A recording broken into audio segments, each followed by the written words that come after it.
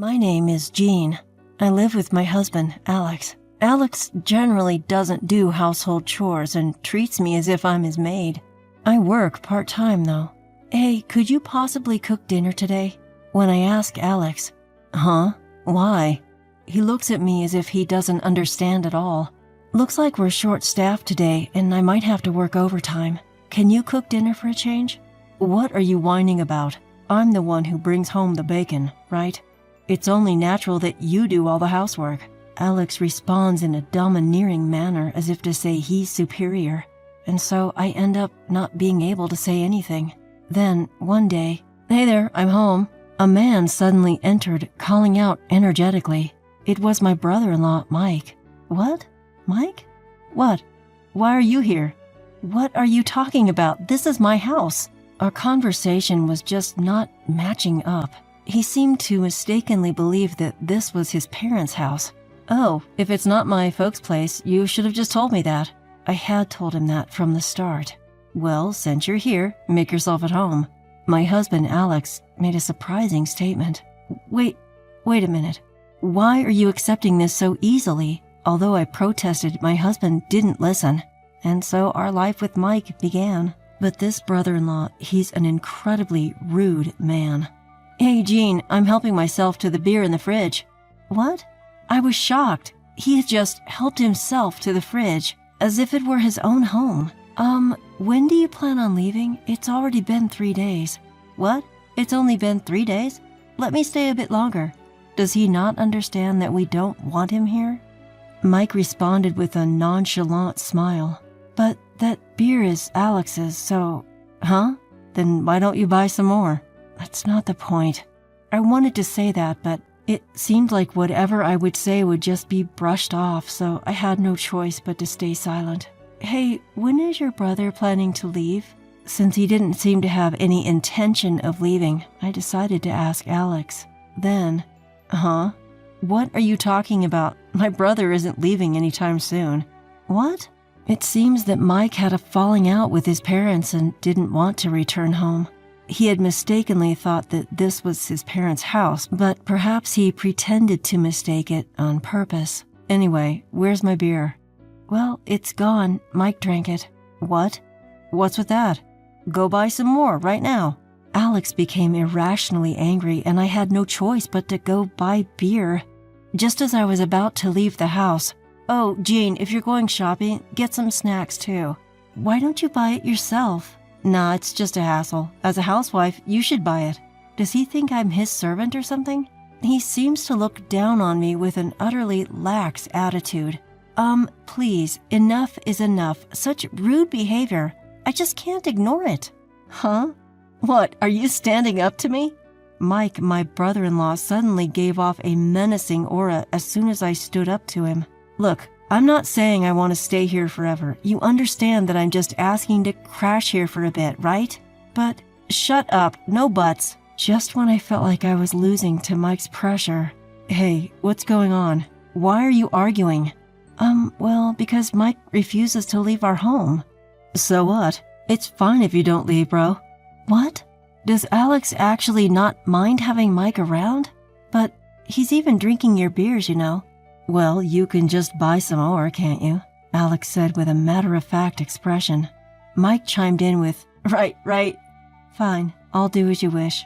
I've had enough. Exhausted from the argument, I decided to just silently go buy the beer. This attitude of mine seemed to have worsened things as Mike's behavior became more and more obnoxious. Hey, beer!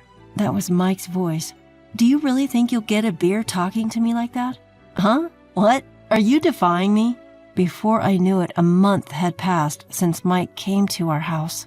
Mike had become as dictatorial towards me as a bad husband.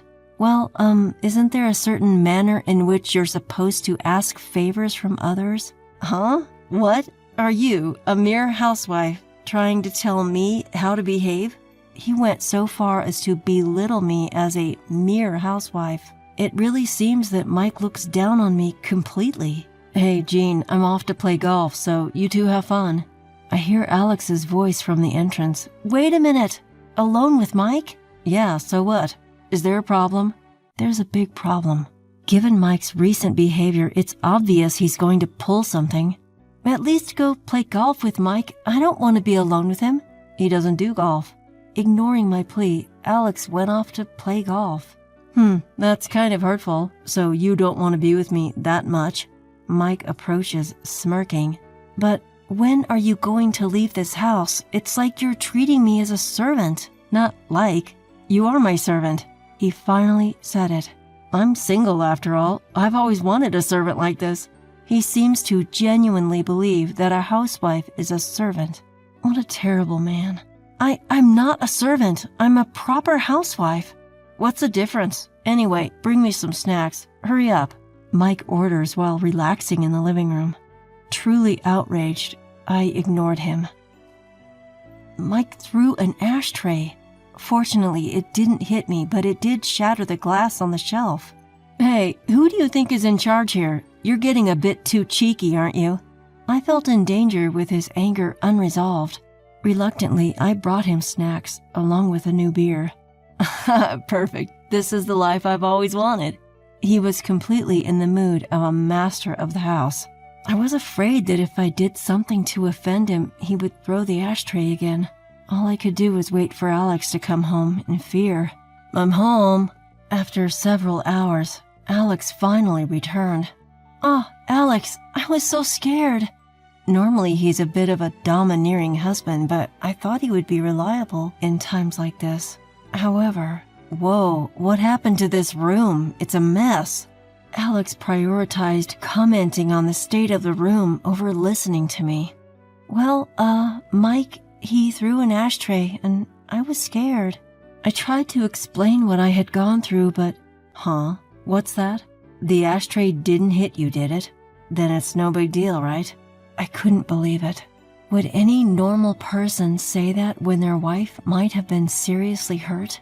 Hey, welcome home. Your wife trashed the room. What? Incredibly, Mike was blaming me for the mess in the room.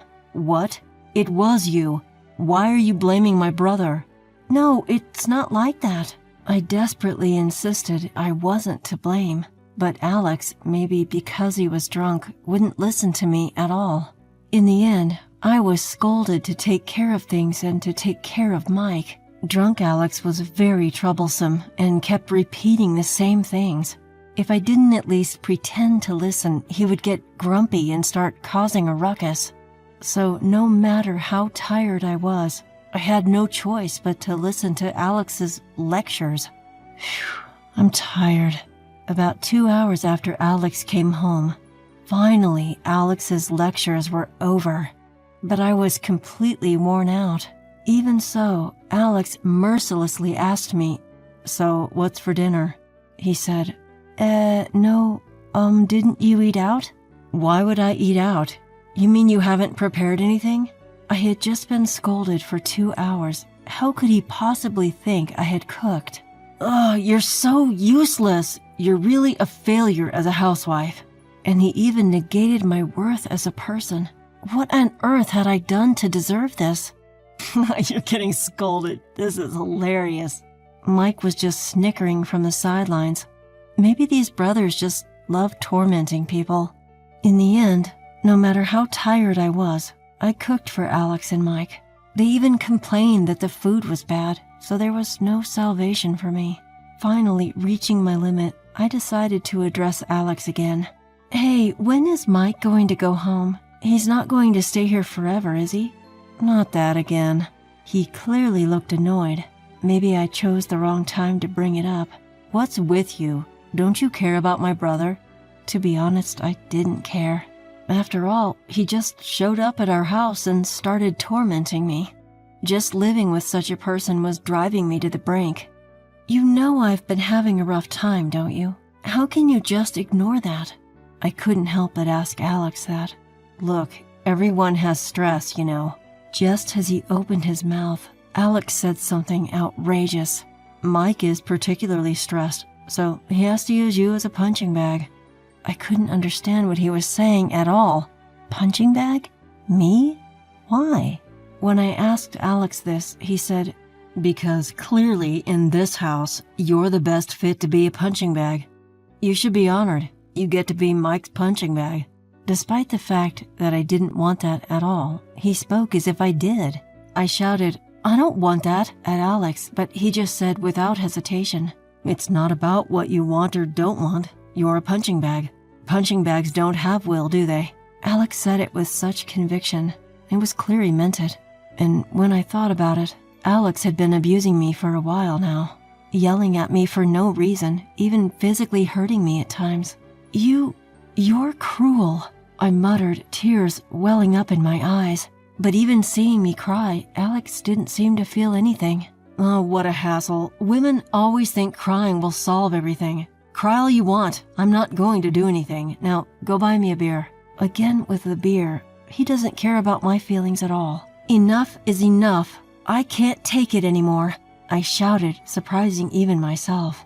Alex looked surprised, but he continued to berate me. "Why are you even mad? You have a problem with me and my brother? If you don't like it here, why don't you leave? This is my house, so you're the one who should leave." I couldn't believe what I was hearing. Leave? Me? And his brother is not the problem? Even when I asked for clarification, all Alex would say is, "Yes, you should leave." That's crazy. Why should Mike get to stay when he's the one who came later? He's my brother, right? And you're just a stranger who isn't blood related to me. A stranger who isn't blood related. I never thought I would be treated horribly like this by my husband, whom I married out of love. Something inside of me shuddered at his words. What? Are you shocked? If you hate it so much, just leave. You can divorce me too. Alex continued to taunt me as I stood there in disbelief. Was he really considering divorce? It seems that Mike is more important to him than I am. That night, we both decided to go to bed without saying anything else. But I couldn't sleep.